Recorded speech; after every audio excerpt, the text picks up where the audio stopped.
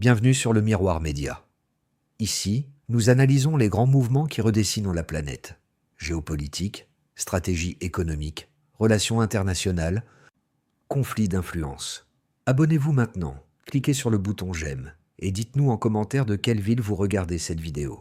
Le système financier mondial ne s'est pas construit en un jour. C'est un réseau complexe de confiance, de contrôle et d'accords forgés après la Seconde Guerre mondiale, renforcés par des décennies de domination américaine et soutenus par des systèmes obscurs dont la plupart des gens n'ont jamais entendu parler. Mais ce système se fissure.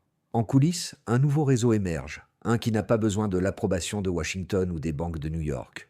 L'argent circule par de nouveaux canaux, plus vite, moins cher et hors de portée des pouvoirs traditionnels.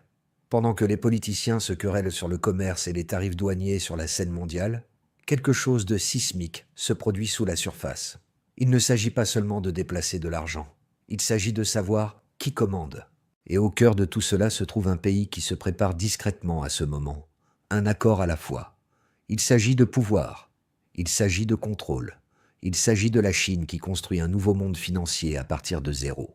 Début 2025, la Chine a activé quelque chose que la plupart des gens ont à peine remarqué. Un système de paiement numérique massif alimenté par sa monnaie numérique de banque centrale, l'UCNZ, ou yuan numérique, évalué à 1,2 billion de dollars. Ce n'est pas seulement une nouvelle application de paiement, c'est une colonne vertébrale financière capable de régler des transactions transfrontalières en quelques secondes, sans toucher le réseau SWIFT, ni utiliser un seul dollar américain. Selon la Banque populaire de Chine, le yuan numérique a traité plus de 1,88 billion de yuan, soit environ 250 milliards de dollars de transactions, rien qu'au cours de sa phase pilote. Et où se déroulent ces transactions? Dans plus de 200 pays et régions, des voisins de la Chine ou partenaires en Afrique, en Amérique latine et au Moyen-Orient.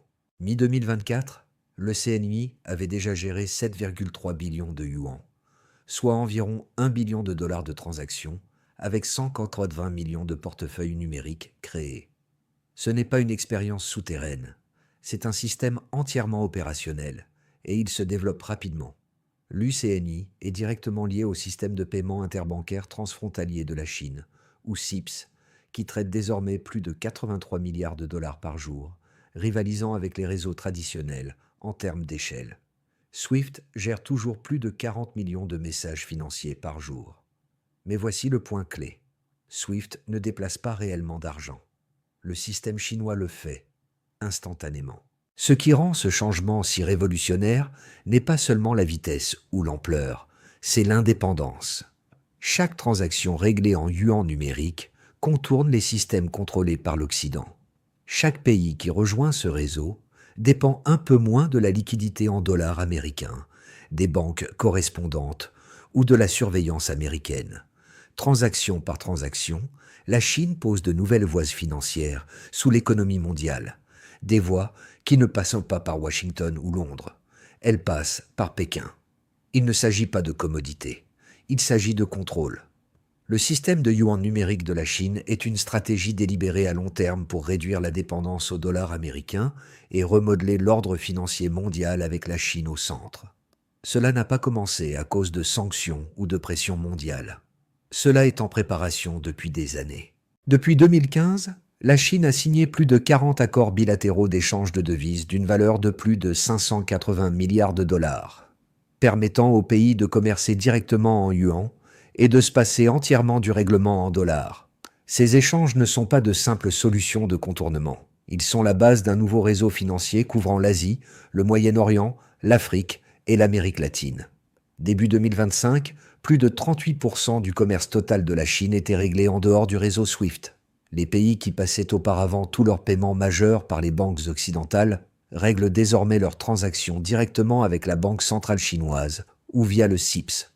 Ce réseau n'est pas bâti sur des gros titres tape à l'œil. Il se développe discrètement, transaction après transaction, des expéditions de pétrole dans le Golfe aux projets d'infrastructures au Pakistan. En Asie du Sud-Est, des milliers de petites entreprises utilisent déjà des portefeuilles numériques en yuan basés sur des codes QR, prouvant que ce système n'est pas seulement mondial, il est local et pratique. Pour les pays confrontés à des frais bancaires élevés, à des risques de sanctions ou à des pénuries de dollars, Le règlement en yuan offre rapidité, flexibilité et moins de contraintes politiques. La Chine intervient également avec des prêts et des crédits commerciaux en yuan, souvent à des taux plus avantageux que les financements en dollars, rendant le choix moins idéologique et plus axé sur des avantages concrets. Ce qui se déroule n'est pas seulement une nouvelle option de paiement. C'est une transformation de l'architecture financière mondiale, Pékin fixant de plus en plus les règles d'accès et de participation. Ce changement s'installe dans des régions où la domination du dollar semblait autrefois inébranlable. Alors qu'une grande partie du monde dépend encore de SWIFT pour les paiements transfrontaliers, la Chine a discrètement construit un système parallèle qui remodèle la finance mondiale. Voici le CIPS, le système de paiement interbancaire transfrontalier. Ce n'est pas un nom familier, mais c'est une puissance, traitant environ 83 milliards de dollars par jour. En 2025, le CIPS connecte plus de 1400 institutions financières dans plus de 110 pays. Depuis la suspension de la Russie de SWIFT en 2022, l'utilisation du CIPS a bondi de plus de 90%. Contrairement à SWIFT, qui n'envoie que des instructions de paiement, le CIPS s'intègre directement au yuan numérique, permettant des transferts instantanés qui réduisent les délais, les coûts et contournent les banques basées sur le dollar.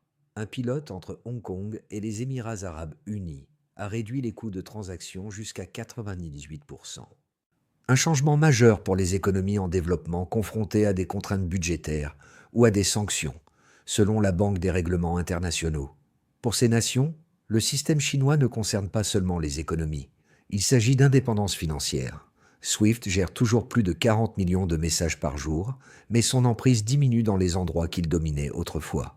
Les pays qui n'avaient autrefois aucune option ont désormais des alternatives, et ces alternatives viennent de plus en plus de Pékin. Ce n'est pas une prise de contrôle flamboyante, c'est une restructuration silencieuse et profonde du système financier, où la vitesse, l'accès et l'autonomie modifient l'équilibre mondial des pouvoirs. L'évolution vers le système chinois n'est plus théorique, elle se concrétise par des transactions réelles. En mars 2024, le Kenya a fait sensation en achetant du pétrole aux Émirats arabes unis en yuan, contournant complètement le dollar. Ce n'était pas seulement un geste symbolique, le président kenyan William Ruto l'a confirmé publiquement, signalant un pas majeur s'éloignant des systèmes contrôlés par les États-Unis. À peu près au même moment, l'Argentine, durement touchée par les pénuries de dollars, a remboursé une partie de son prêt du FMI en yuan grâce à l'accord d'échange de devises de la Chine, qui a fourni des liquidités que Washington ne pouvait pas égaler. Selon Bloomberg, en Asie du Sud-Est, le changement s'accélère. Fin 2024, plus de 33% du commerce entre l'ASEAN et la Chine était réglé en devises non dollars. Dans des endroits comme l'Indonésie et la Malaisie, le yuan numérique n'est pas seulement destiné aux banques. Il est utilisé par les petites entreprises, des paiements par code QR sur les marchés de Jakarta, aux factures en yuan, dans les chaînes d'approvisionnement de Kuala Lumpur. Les banques centrales du Sud global se tournent également vers la liquidité basée sur le yuan pour gérer les déséquilibres commerciaux et se protéger contre la volatilité du dollar. C'est la nouvelle réalité financière, un système où l'influence de Pékin croît, non par des déclarations retentissantes, mais par des solutions pratiques sur le terrain qui redessinent la carte de la finance mondiale. Des pays comme le Pakistan, le Nigeria et le Brésil adoptent de plus en plus le yuan chinois par le biais d'accords bilatéraux, d'échanges et d'accords commerciaux directs. Ces exemples concrets prouvent que le système financier chinois n'est pas seulement un concept, il est déjà opérationnel. Le yuan numérique, ou ECNI, offre des règlements plus rapides, moins de retard, et un crédit plus flexible par rapport aux canaux basés sur le dollar.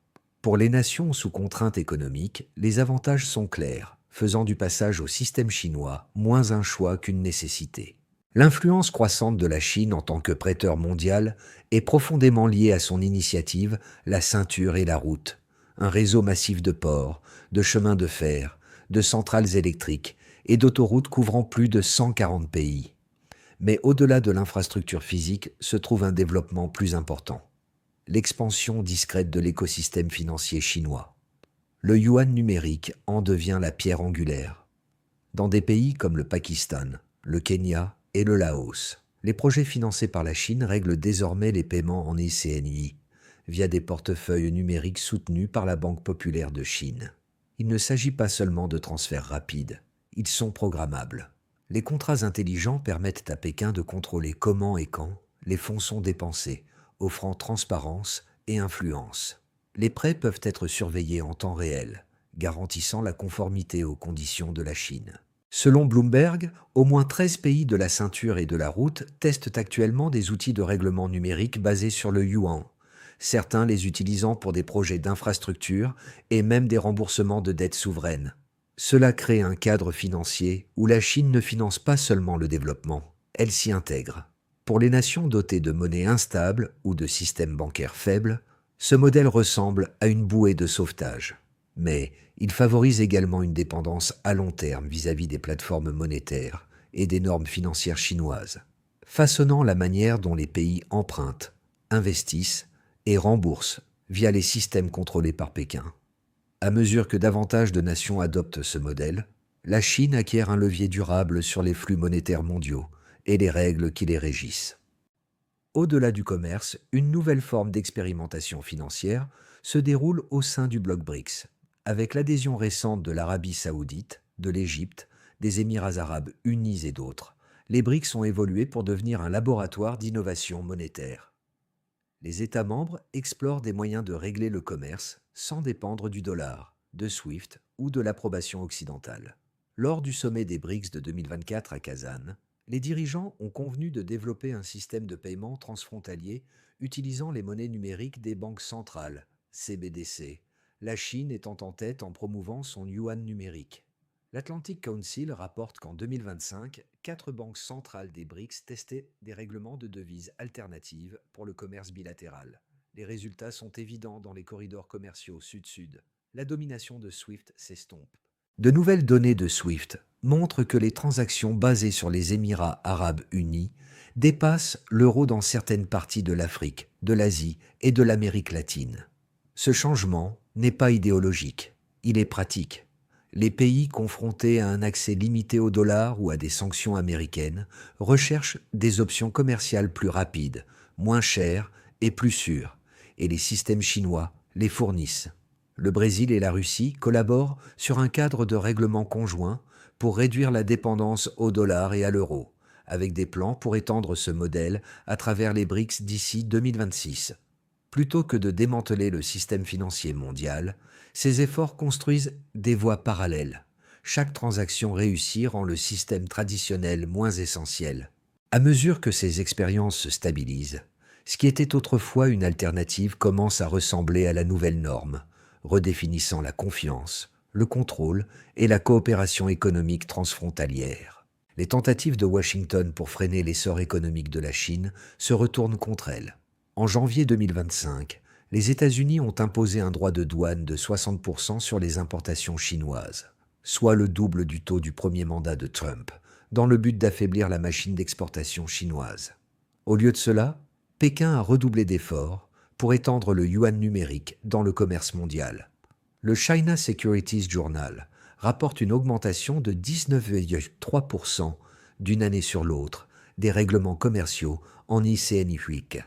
Au premier trimestre 2025, les banques d'État chinoises ont commencé à offrir des crédits commerciaux basés sur le yuan à des taux d'intérêt inférieurs à ceux des prêts en dollars, offrant aux exportateurs un financement moins cher et des transactions plus rapides dans un contexte de volatilité mondiale. Les grands centres financiers comme Hong Kong se sont adaptés rapidement. Des institutions comme la Bank of China International proposant des lettres de crédit libellées en yuan pour le commerce régional, souvent 40 points de base moins chers que leurs équivalents en dollars.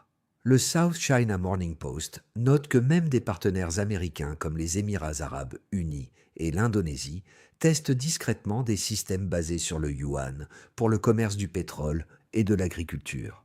Ces tarifs douaniers destinés à isoler la Chine pourrait très bien accélérer le système même conçu pour contourner la domination financière américaine. Chaque transaction basée sur le yuan rapproche cette alternative de la permanence.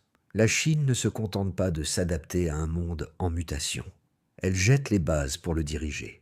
Tandis que l'Occident débat des sanctions et des tarifs douaniers, Pékin intègre le contrôle dans les routes commerciales, les infrastructures et les systèmes de paiement. Chaque rail numérique qu'elle construit transporte plus que de l'argent. Ils transportent de l'influence, de la surveillance et du pouvoir. Lorsque la prochaine crise mondiale frappera et que les liquidités se tariront, la question ne sera pas où sont les dollars, mais si le monde est prêt à accepter les conditions de la Chine. D'ici là, le système pourrait déjà être en place et le choix pourrait ne plus nous appartenir. Pour rester informé de ce paysage financier mondial en mutation, appuyez sur le bouton « J'aime », abonnez-vous et activez la cloche pour plus d'informations. À la prochaine.